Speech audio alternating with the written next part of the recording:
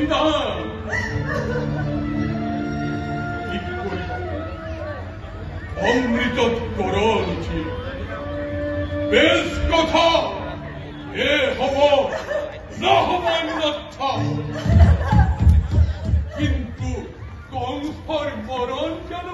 ইমান সহজ মমতাজি আছে যত পারে সকলকে বিসর্জিল এই মুহূর্ত সম্বন্ধর নাম